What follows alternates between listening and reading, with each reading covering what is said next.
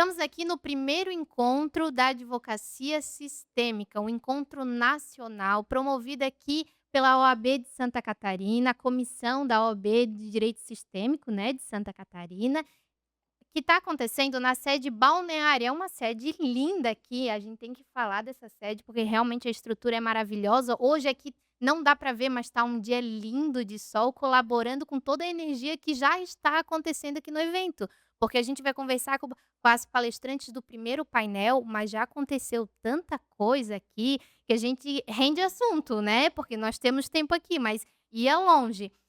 O nosso primeiro painel aqui foi sobre comunicação não violenta, a escrita assertiva, e as nossas palestrantes, gente, elas falaram de uma forma que tocou meu coração, e não só para o meio da advocacia, porque a gente fala aqui muito da advocacia, mas para todas as áreas, tanto pessoal quanto profissional, porque faz toda a diferença a gente saber se comunicar, né? E uma palestrante complementou a outra, porque a escuta e a escrita, as duas formam um elo, né, porque tu vai ouvir, vai internalizar aquilo ali e depois tu vai passar para o papel. Eu estou aqui com a mediadora dessa palestra, Michele. Prazer, Michele, seja bem-vinda na nossa conversa. Muito obrigada. Conta um pouquinho pra gente, antes de eu apresentar oficialmente as nossas palestrantes, sobre esse evento. Então, sejam muito bem-vindos, né, ao podcast, a essa estrutura maravilhosa que a nossa entrevistadora linda, a doutora Melanie Schmitz, preparou com muito carinho para que a gente tivesse esses momentos, né, que a gente possa perpetuar esse momento ao longo da história. Então esse evento, que se chama o Primeiro Encontro Nacional da Advocacia Sistêmica, foi idealizado em 2023. Eu tive uma intuição e uma visão dentro de um outro evento na OAB. E eu falei: "Será que é possível?" Porque a gente está tão acostumado, Melanie, a fazer evento em auditórios, em lugares fechados, né. E eu falei: "Não, gente, eu acho que a gente merece o sistêmico, né, o sistêmico merece um evento diferente". E então, não foi possível naquele momento, mas ficou lá guardadinho na caixinha até que esse ano foi possível e a gente está aqui curtindo esse dia maravilhoso. E sou grata a todos os 18 participantes aí dos painéis que estão conosco, além de mais 10 comissões temáticas. Conseguimos! Conseguimos. Eu trouxe aqui até uma colinha, porque eu tentei decorar as 10, mas olha, gente, não deu boa, então eu já vou trazer aqui a minha colinha. Comissão Cultural, Comissão de Assistência Social, Comissão de Educação Jurídica, Comissão de Direito do Trabalho, Comissão de Processo do Trabalho, Comissão de Combate à Violência Doméstica, Comissão OAB por Elas, Comissão de Igualdade Racial, Comissão de Direito das Famílias e a Comissão Jovem Advocacia, né. Viu? Coisa Então, linda. são muitas comissões aí que estão sempre também muito à frente dos eventos, né. E eu queria que tu falasse um pouquinho também dos nossos patrocinadores, né, desse evento. É, Tem e muitos além patrocinadores. disso, né, aí vem as pessoas que realmente, compram a ideia, né, e vêm com a gente para que a gente possa efetivamente conseguir realizar. E ainda me lembro uma fala da doutora Bianca Pisato, que está aqui com a gente, que ela disse: "Se fizesse milagre, Michele", eu falei: "A gente só faz milagre com a ajuda do outro, né, porque a gente não faz nada sozinho". Então eu quero agradecer aos patrocinadores do evento, a Gestecorp, Instituto Raízes, a Loja do Constelador, Passeios Sapiens, temos o escritório do Júlio Donato. E é isso? Esqueci Vamos de mais lá. alguém? Não, vamos Por conferir favor, aqui. veja a sua colinha, Melanie. Vou ver minha colinha aqui. Mas E acredito que são esses os patrocinadores e realmente, assim, o evento ele foi pensado com muito carinho e como tu falou, a gente não faz nada sozinho, né. é, Precisam de muitas mãos para que algo assim tão bonito aconteça, principalmente como o evento, a condição sistêmica, né, ela precisa esqueci desse de um que eu não mencionei. é. Unicesus, O que é a Unicesur. universidade aí que vem com a coordenadora do curso de Direito, gente, a doutora Cristiane Calbi, Aí. que está aqui conosco, né, e vai participar da oficina sistêmica. Então, muito É. obrigada a todos.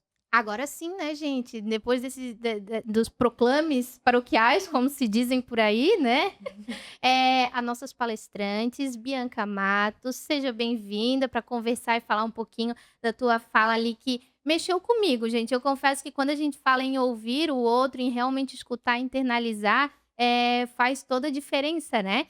E a doutora Bianca Pisato, que também na escrita é difícil. Eu confesso que quando eu começo a escrever, escreve, daí tu olha: "Mas pra que tudo isso?", que é a pergunta principal, né. Muito obrigada e parabéns pelo evento, né, vocês realmente abrilhantaram aí o nosso começo desse momento tão especial. Obrigada, Melanie. Obrigada, Michele, também, né. Parabenizo agora, mais uma vez, já parabenizei lá no palco, mas eu sei o quanto ela idealizou esse evento, né. E não poderia ser diferente um dia lindo como hoje, um sábado de manhã, um clima Uhum. extremamente leve, agradável, assim, uma energia, né, Melanie, uma Uhum. vibração que só você conseguiria fazer mesmo, né, de Nós, fato, todos nós. unir tantas pessoas, assim, fazer esse encontro nacional da advocacia sistêmica. E uma pessoa que resistiu, né, me apesar de tudo que Uhum. acontece, de toda a bagunça que acontece, e eu achei, assim, a frase que você idealizou como slogan para esse evento, "Eu sigo com o direito sistêmico", né, apesar de tudo, né, Bianca, minha xará, apesar de tudo que a gente enfrenta de, né, das Uhum. barreiras, das dificuldades, mas a gente estava falando há pouco, o caos também vem para reorganizar e a gente segue com o Uhum. direito sistêmico, né, Melanie? Eu confesso que eu vim preparada para falar algumas coisas e chegou ali e senti de falar outras coisas, inclusive com a atuação do Namir maravilhosa, assim, na abertura do evento, não se sabia se ele estava o que é isso, né, tá atrapalhando a abertura do evento, quem é esse advogado que tá sentindo que tá tudo tão pesado, né. Uhum. E foi o primeiro exercício que eu fiz daquilo que eu venho falando e venho pregando há muito tempo, quando eu senti que as relações jurídicas e as relações humanas e os conflitos acontecem pelo problema da comunicação, Hum. né.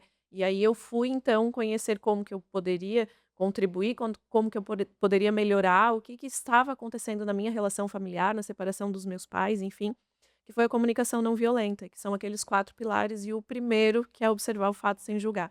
Então, quando eu vi ele naquela, né, aí a primeira coisa, porque é inevitável, na tua Uhum. cabeça, os nossos pensamentos, em um segundo passam milhões de coisas, né. Uhum. A natureza humana, ela é uma natureza é compassiva, é agressiva, né, a gente aprendeu assim, nos diálogos, o que que a gente aprendeu? Ou a gente engole sapos ou a gente cospe fogo, né, É. sempre julgando o outro. E a primeira quando ele fez aquela encenação, Melanie, a primeira coisa que me veio é assim: "Meu Deus, o Namir enlouqueceu", né.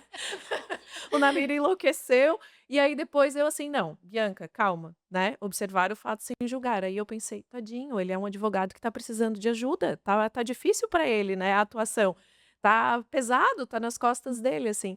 Então foi o primeiro exercício e é aquilo que eu sempre falo, é esse exercício que a gente tem que fazer. E eu repito aqui o que eu falei lá, e eu falo isso em todas as palestras que eu falo sobre comunicação não violenta, porque é trazer uma reflexão de que hoje, Melanie, nós não temos paciência para ouvir um áudio de 30 segundos. Não. E nós queremos falar sobre nós queremos ser ouvidos, mas nós não queremos escutar o outro, né.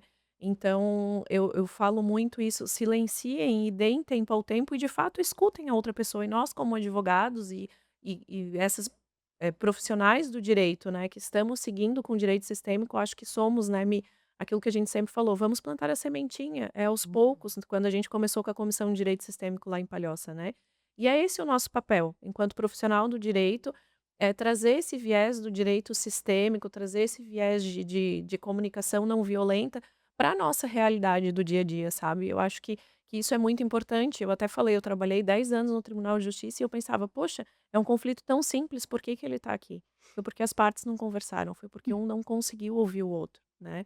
Então, é isso, enquanto eu escuto o problema do meu cliente ou enquanto eu escuto o problema do cliente do meu colega que está na parte adversa, é entender o que está na raiz do conflito, Uhum. né. Eu acho que vivenciar e estudar o direito sistêmico é trazer essa reflexão para nós, assim, do quão importante é a nossa atividade para melhoria das relações, tanto no nosso dia a dia, como nas relações do tribunal, porque quando a gente fala em tribunal já é tão pesado, né. Exato. O tribunal, Uhum. assim, aquele terceiro que vem e impõe a decisão. Qual é o nosso papel, né? Uhum. É escutar, é mediar, é levar de fato a realidade dos fatos. E eu falo assim, que o profissional do direito hoje que não pratica a escuta ativa julga, tenta convencer, ou tenta provar apenas com a metade dos fatos. Uhum, uhum. Então é muito o que eu falo, assim. E até na atuação, no final, ele fala assim, "Vamos tirar as máscaras, né, quem sou eu, quem Michele, quem é você, Michele?". E quando a gente tira as máscaras, a gente também para de julgar tanto o outro, porque daí a gente percebe que a gente também tem os nossos defeitos, a gente também lida de formas diferentes com conflitos que às vezes a gente não está confortável para encarar de Uhum. frente e resolver, a gente foge ou busca outras maneiras que não são tão adequadas. Uhum. Então também tem isso, né, quando a É. gente se percebe. E tem outra coisa também, Melanie, nós temos muito, assim, e eu acho que são estigmas que se criam, que a gente conecta com o outro por conta da força que a gente tem. E eu já penso o contrário. Eu acho que a gente consegue conectar com o nosso cliente, às vezes com o advogado e com o cliente da parte contrária, quando a gente demonstra as nossas vulnerabilidades. Pelas Uhum. fraquezas, né. Eu já penso nessa Uhum, forma, sabe. uhum. Então, a pessoa me inspira pela força dela, pela história dela. Não, se você for perceber a fundo, a pessoa te inspira, você segue a pessoa ou você se conecta com ela porque alguma vulnerabilidade dela, Uhum, está se identificando com alguma Uhum. vulnerabilidade que você tem, sabe. Eu uhum. vejo muito isso, assim, isso não é fraqueza, isso não Não. é fraqueza, isso é reconhecer quem a gente é, E e quem o muitas vezes outro a é. força vem da vulnerabilidade, né. Tu Exatamente. aprende Uhum, com ela uhum. para poder se moldar e seguir em frente, seguir com o direito sistêmico também é isso, né, tu vai aprendendo ali com todo um emaranhamento que existia, tu vai corrigindo, tu vai e quando tu vê, tu conseguiu seguir, e justamente pela vulnerabilidade que tu soube Uhum. lidar com ela, né. Isso. E Bianca, aí quando vai pra escrita, tu pega todo esse conhecimento, toda essa escuta, aí tu internaliza, mas tu pensa assim: "Eu tenho que ser objetivo e claro aqui. Não dá também para eu colocar tudo no papel do que eu tô pensando". E eu já falei que pra mim isso é bem difícil. Como é que lida? Quais são as ferramentas básicas que tu diz assim pra gente: "Olha, vamos ser mais claro, mais objetivo"?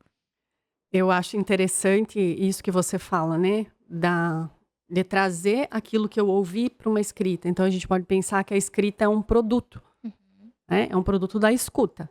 Então se você não tiver uma boa escuta, ali você já vai ter dificuldade de ter uma escrita assertiva, porque você não escutou, né. Ouvir é uma função do nosso cérebro. Quando a gente olha para o nosso ouvido, como ele funciona, é uma maravilha, é uma máquina, né, como que ele produz significado. Eu costumo brincar com as pessoas assim, eu posso dizer para Bianca: "Não pense numa melancia". Não tem como. Porque o ouvido dela já reconhece o produto e ele traz um significado. Agora, se eu falar: "Não pense num santoku cortando um rambutão". Eita. Eita! Falou outra língua, hein. Eita! O que que acontece? O meu cérebro vai rapidamente tentar buscar um significado. E onde que ele busca isso? No meu campo informacional, como já dizem muitos estudos, e dentro da minha paisagem sonora, né? E ele vai trazer um produto, mas esse produto não é a realidade. É uma alucinação do meu cérebro, porque ele não tem essa informação. Então, muito do que a gente escuta é alucinação quando a gente vai escrever. A gente está transferindo para a escrita o que a gente ouviu e não aquilo que a gente escutou. Por isso que Bert Hellinger traz, e eu acho uma maravilha, as ordens da ajuda, porque ele diz, a gente dá aquilo que a gente tem. Então o cliente ele traz para você a narrativa. E entre o tomar essa narrativa e transcrever ela, tem um outro verbinho no meio dessa frase, que é o esperar. Eu espero isso se organizar dentro de mim, né? Eu me esvaziar dessa paisagem sonora, dessas informações minhas, para poder colocar na escrita efetivamente aquilo que é real, Uhum. aquilo que é possível, aquilo que é plausível. Eu às vezes vejo que o cliente ele narra uma história e ele busca um objetivo que não passa de uma alucinação. Não Uhum. é possível, não é plausível isso. E nós advogados compramos essa escuta. Porque muitas vezes nós também temos sonhos e ilusões com relação à justiça, com relação ao poder judiciário. Quando nós falávamos do milagre, né, Mi? Como se a justiça fosse um milagre. Não é milagre. É um lugar onde eu vou ser ouvida, e vai ser analisado se isso é possível, né?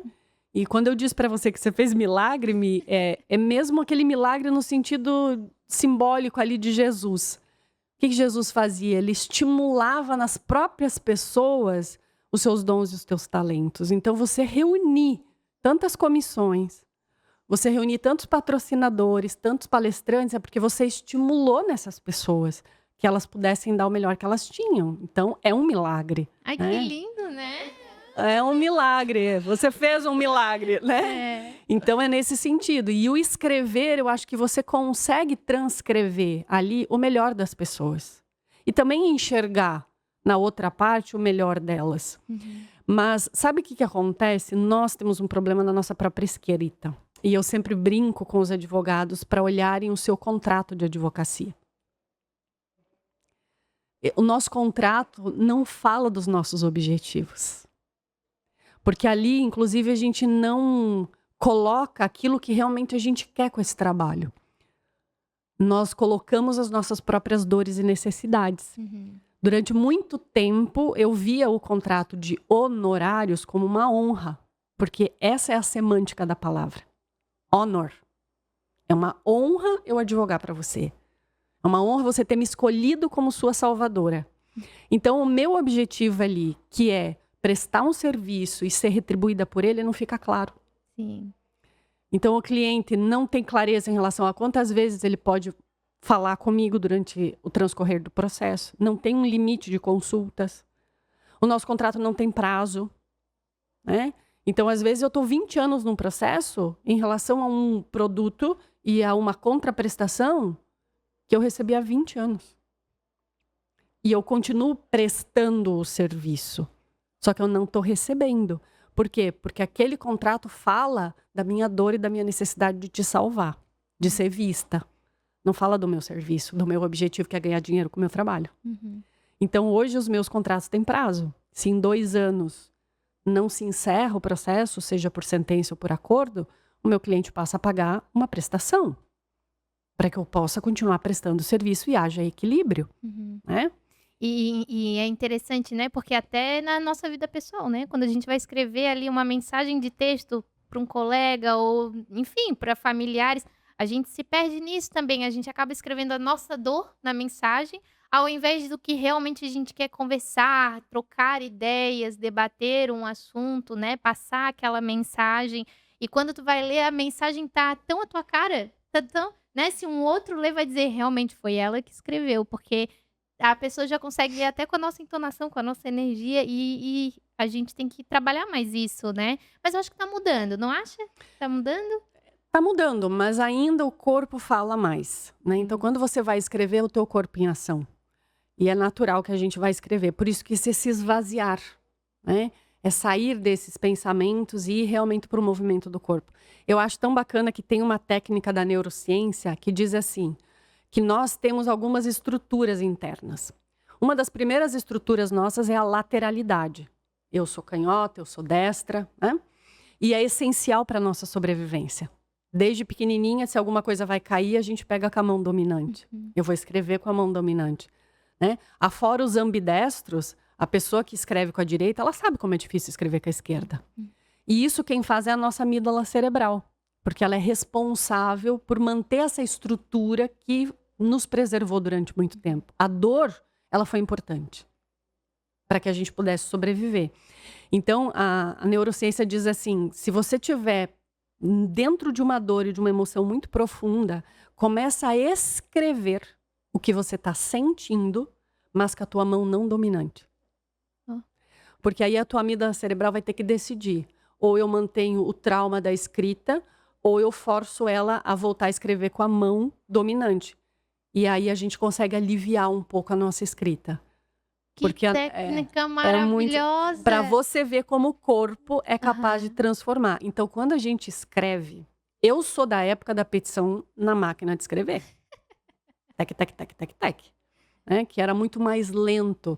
E sabe o que eu percebo? Quando eu vejo as petições mais antigas, e especialmente do meu pai, elas não eram tão longas. Não. Elas não eram com tantas narrativas e tantas historinhas. Precisava ser objetivo, né? Porque a máquina não te dava a possibilidade de... Não era um Ctrl-C, Ctrl-V em um monte de jurisprudência. Não era um Ctrl-C, Ctrl-V num monte de doutrina. Você tinha que realmente ler aquela petição e ir transcrevendo. Tinha uma calma, uma espera, né? E como eram bonitas as petições. Eu olho assim e eu falo, olha só, é porque é mais lento o movimento. E Bert Hellinger nos diz que os movimentos da nossa alma, eles são lentos. Então, a velocidade também atrapalha a escrita. E a velocidade de ouvir o outro, a velocidade de escrever, tudo que é muito veloz, que a gente não para pensar, raciocinar, acaba atrapalhando, né? Eu vou deixar elas aproveitarem o evento, né? Se deixar, eu ficava aqui o dia inteiro conversando. Só queria fazer uma mediação final aqui para trazer um pouquinho de cada uma. Mas como vocês trouxeram esse olhar sensível, eu acho, e acredito, né, que tocou o coração de muitas pessoas e fizeram também, trouxeram uma reflexão, né? Eu acredito no movimento, eu acredito na multiplicação, né? Então, por isso eu digo gratidão a cada uma de vocês por ter se doado para esse momento, ter se permitido. Eu sei que vocês doaram muita coisa hoje, mas eu tenho absoluta certeza que vocês receberam muito também.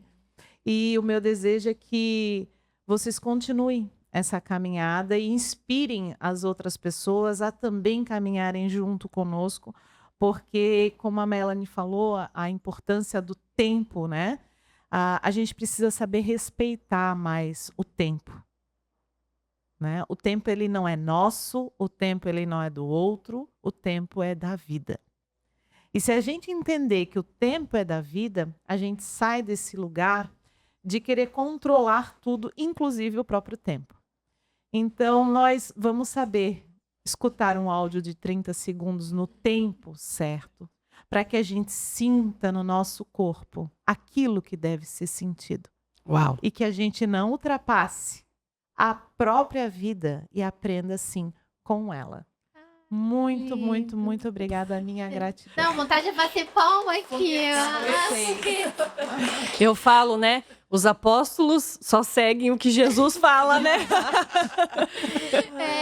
Então, para encerrar, eu quero fazer um convite. Sigam a página do Instagram da OAB do Direito Sistêmico de Santa Catarina, que é @sistêmico.oabsc. E os perfis também, né? biancamatos.adv E Bianca com Y. Bianca com dois T's, e dois né? T's. E o meu é bianca.pisato. Tem que seguir o podcast também, né? Seguir.